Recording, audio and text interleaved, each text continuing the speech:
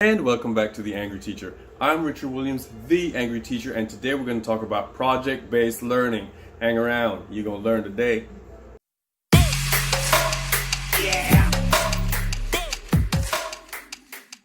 Now, assigning projects do three things for the students. They inspire them to want to delve deeper in the content of your lesson or of your class. Research also shows that students are more likely to retain the content of your lesson or your class.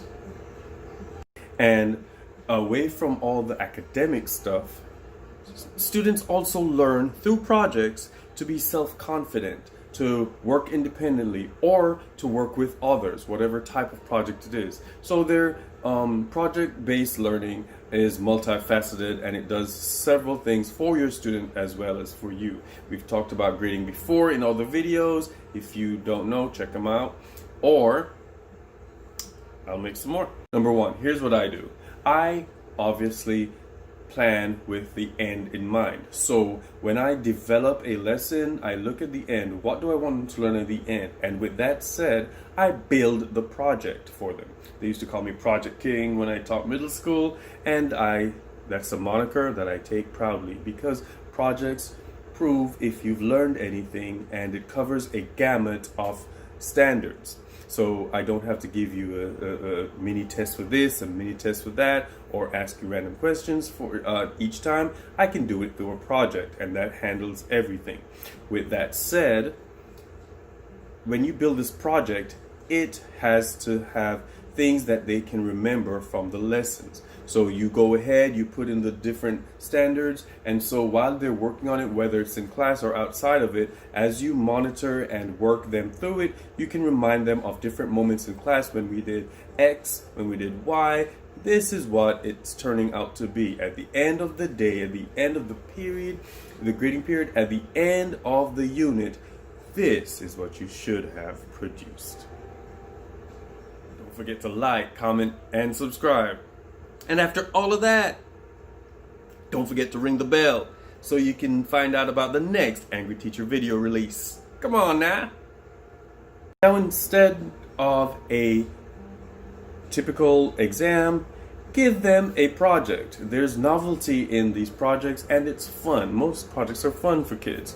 Or they get to work and show off what they can do.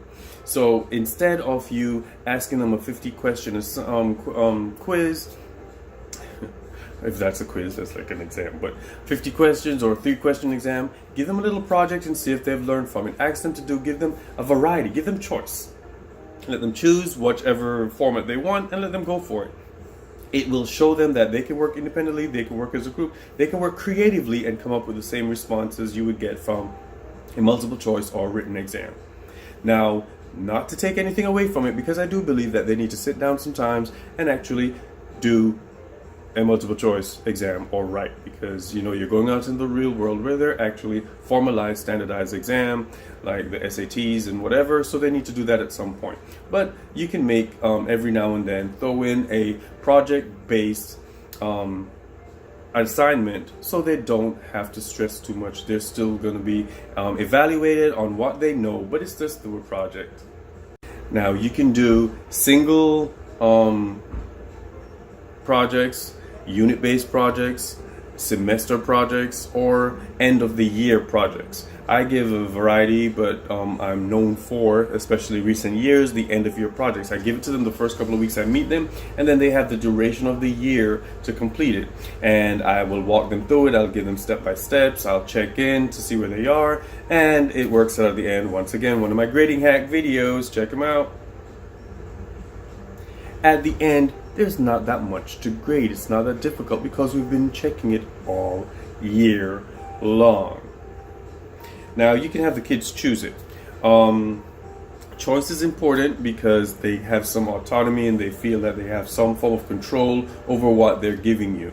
So they choose it attacks different modes of learning. They get to choose how and when and what to turn in, because you've given them that self-directive, that self-autonomy, that working on my own mentality. All right.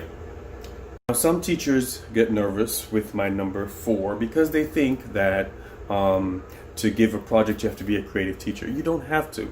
You can do, there's different types because types matter. You can do any type of project. After you've done a unit on US history, do they have to do a quiz? No. Do they have to do a project where they build something? No. Do they have to do a project with chart paper? No. They can actually just do a presentation on the Civil War. They can do a presentation on segregation. They can do a presentation on whatever it is that they've just covered. It could be an individual presentation, and I'm going to do, people have been asking me about that too. I'm going to do a video on presentations. I know. But in any case, they can be writing assignments, writing projects. It doesn't have to be an essay, but it just be a series of questions that they answer and they turn it in a booklet.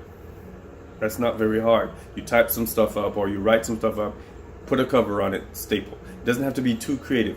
Just to break up the monotony of all these exams. When they hear that, they think, oh my God, I have to sit here and be quiet for so long. But it's just obviously something, other ways you can do it. It can be an oral exam. It can be a competition. At the end of all of this, your project is going to be to respond to all these questions through, you got it, a quiz competition that we're going to do in class. So it's a project and it's a quiz competition and they're having fun. It's a novelty. They will remember segregation. They will remember the Civil War and the Civil Rights Movement through these activities.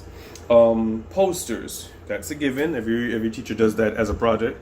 And once again, it doesn't have to be. And that's project-based learning. And that's why it works for me. That's how it can work for you, because it attacks different modes of learning. Whatever type of learner you have in front of you, it can cover that gamut. And if one project doesn't do all the different learning styles, then give them another one, another type at the end of another unit, so they'll get it then. So everyone will be able to succeed in your class by the end of the year. All right? So thanks for coming to class. Hang around. Teachers Lounge is next.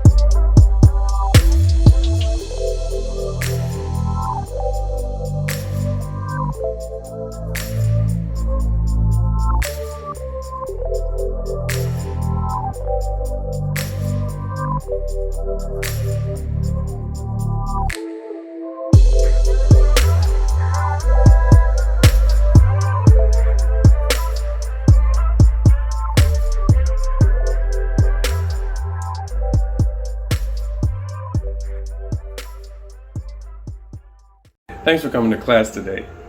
I want you to go out there and be great. Hey, I want you to go out there and teach.